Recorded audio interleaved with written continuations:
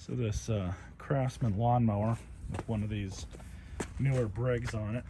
I've never actually worked on one of these particular engines before. I was told that it wasn't starting, or it would run for a little while and then he would shut it off and that was it. Wouldn't be able to get it to start. So I started looking at it, and sure enough, this has actually gotten worse. But the cable doesn't want to do anything. So before it completely seized up, it was moving a little bit. Probably it looked like it was just enough just to come off of the grounding for the magneto.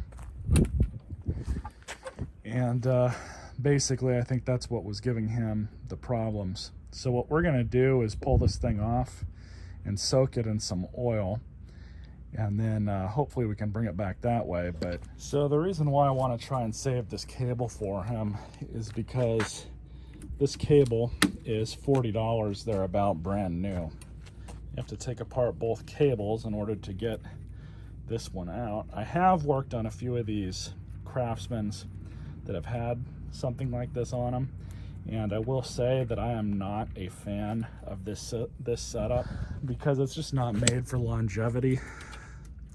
You think about it, you got two pieces of metal here that are constantly rubbing and moving against each other, causing friction.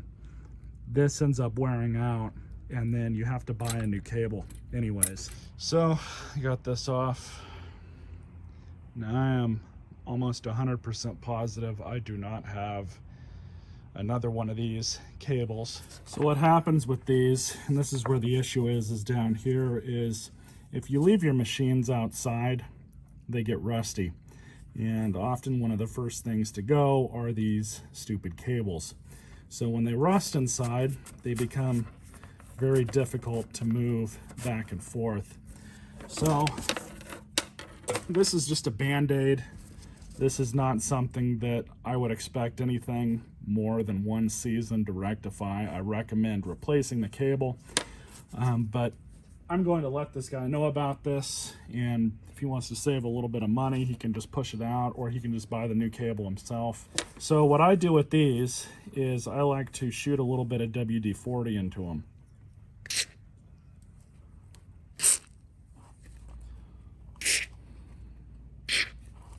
And once I do that, I just pull the cable in and out.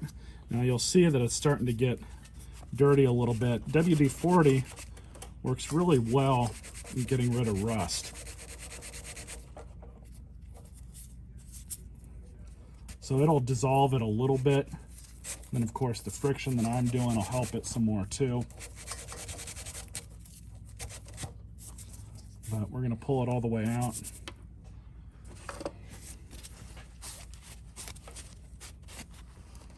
And you can already see that it's removed a good amount of it. I mean, just look at the rag here.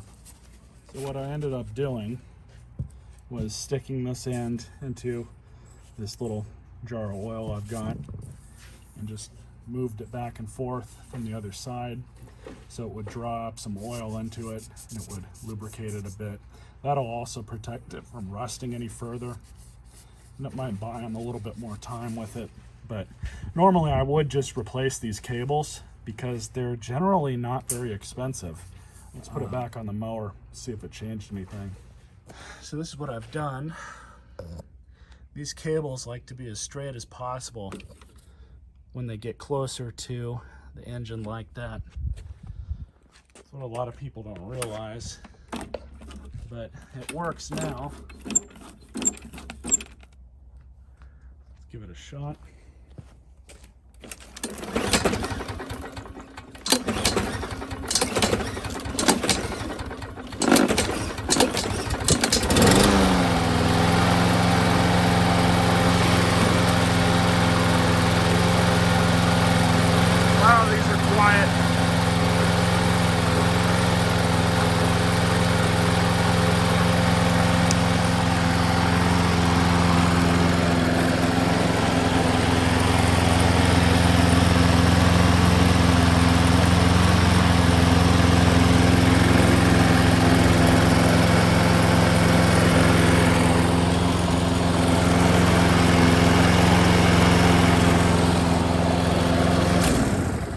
So right after I cut the camera off and went to restart it, it did in fact do what he said it was doing. And the reason for this, which what I believe correctly diagnosed now, is in fact the cable, because this is the part here, that little arm, that's supposed to come off that arm. So you guys can see this. It moves like that, and that's what controls your spark. And that's what kills it when you release the handle. Completes the circuit, grounds out the coil, no more spark, shuts the engine off. So you guys can't really see it too well, but I have the handle all the way down, and it is still making contact. So if I try and start it right now, it's not going to want to start. And I'll show you first. No starting. Nothing. So what I'm going to do is just pull the brake back just a little bit more.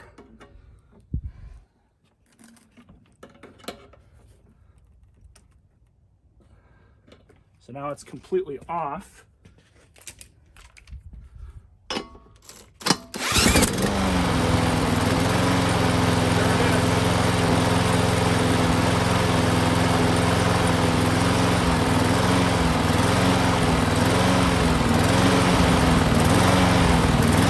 Because, and since I'm already mostly there, I'm going to take the carburetor off and clean it out. I doubt there's much of anything in there, but I just want to be sure because I want to give them back a working machine. All right, so we're going to start pulling this apart. First thing, take off the filter cover. Set that aside. Air filter, this is still in good condition. So now, just like any other Briggs, take the two bolts out.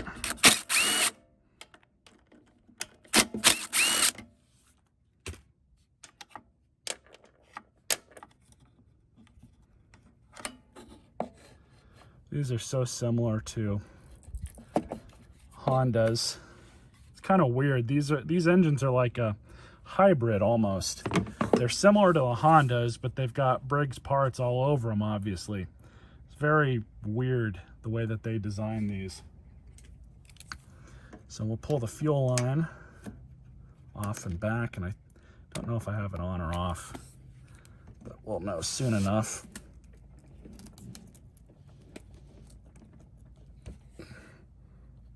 Yep. Fuel line's off. Gonna be a little bit dribbles out.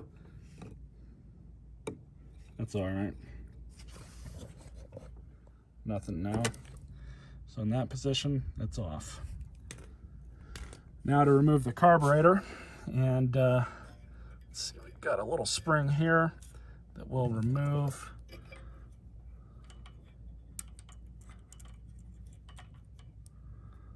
And throw that back on so I don't lose it.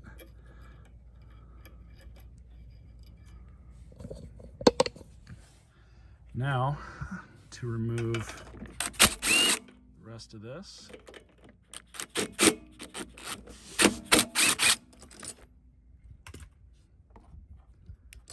very carefully. That's nice. Such a weird design. I've never actually worked on one of these before.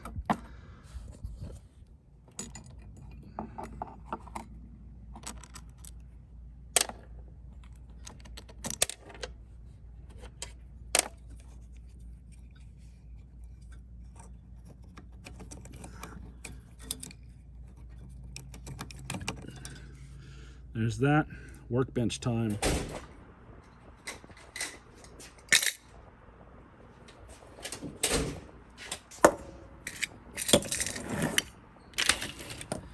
Alright, so I'm going to pull the bowl off first. These are a little different, that's for sure.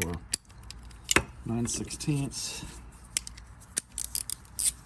We're going to check over everything that's in here,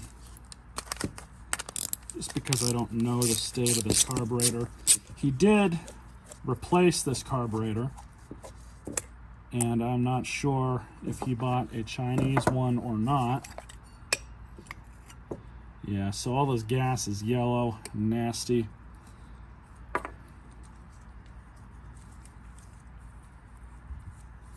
Just looking over everything else. Where a lot of these like to plug up to is right in here. So we'll clean that out. Pull the float.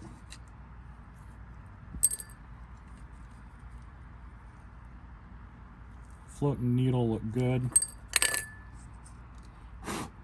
So I'm going to shoot this all out with some carb spray. Then we're going to clean this. So this is a welding tip cleaner. You can find these on Amazon or at Harbor Freight, wherever you want to go. So what I like to do with these is get the smallest one, just kind of ream it through these holes,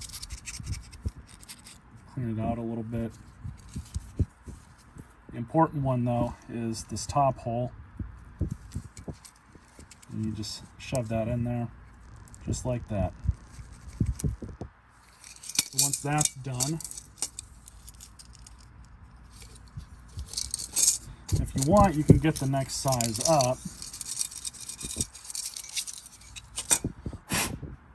So once that's done, you just grab your carb spray, rinse it out just like that. You don't need a whole lot. That's probably fine where it is. I'm not even tripping about that. So one more time, we'll check over our float, check over the pin. This looks good. And the needle, if you want to just rub off the tip there, you can go ahead and do that, no big deal. So to reassemble, take your needle, slide that back in, carburetor, just like that, and your float pin.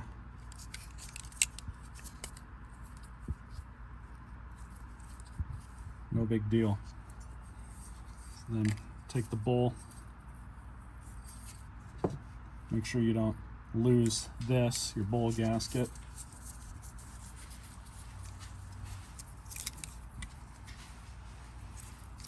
That goes back on just like that. Make sure it's nice and even.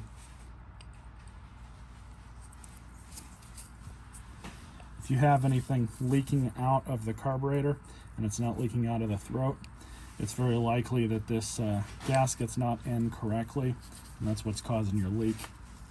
So it's always important to keep an eye on that. But I like to just hold the bowl in place so it doesn't shift too much when I'm reinstalling everything.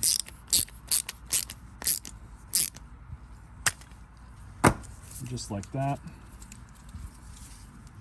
So let's reinstall it. So I'm going back together with it. Another thing I've noticed that I'm going to tackle after this all gets put back together, we have to adjust the coil. He's got it, doesn't have it gapped properly, so we'll deal with that. Just need a business card. That's all I ever use. It's kind of weird though that there's not a single gasket on the back of this thing. I think when he changed this carburetor out, he might have just forgot to do that. And I will let him know. So we're just going to slide that back on.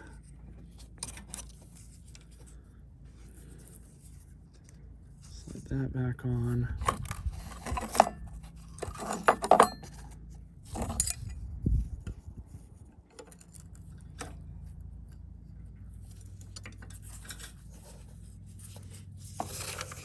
Yeah, I'm almost positive that there's supposed to be a paper gasket.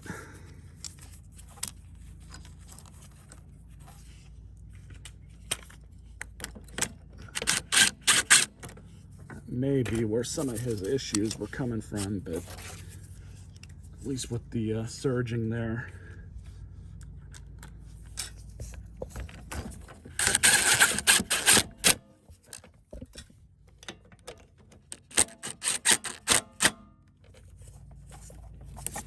Simple enough.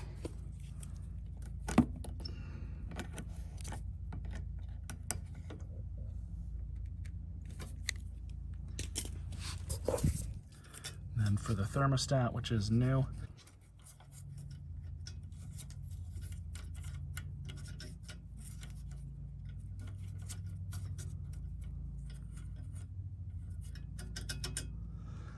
All right. So now just to put the air hat back on and the top cover.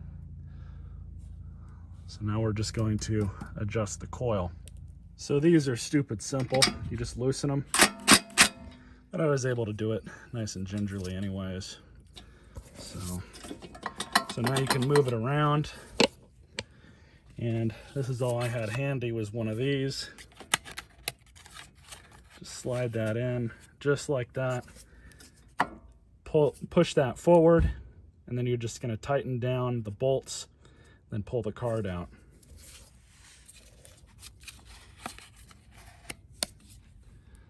So now it's actually gapped correctly. May or may not rectify any issues, but at least it's right now. Don't want to forget the little spring.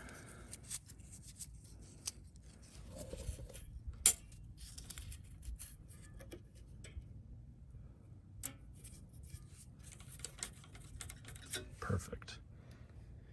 So now just to go back together with the rest of it.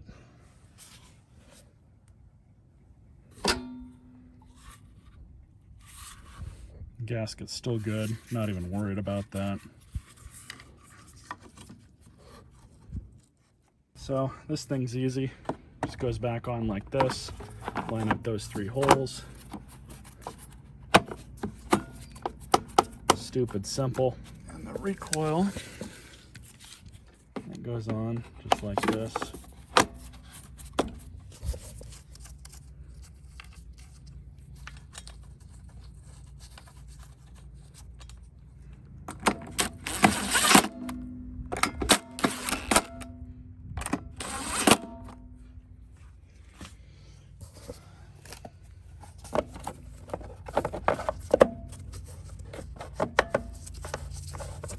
So no leaking, that's a good thing. Alright, so let's see what happens now. I'm just gonna pull this back just in case.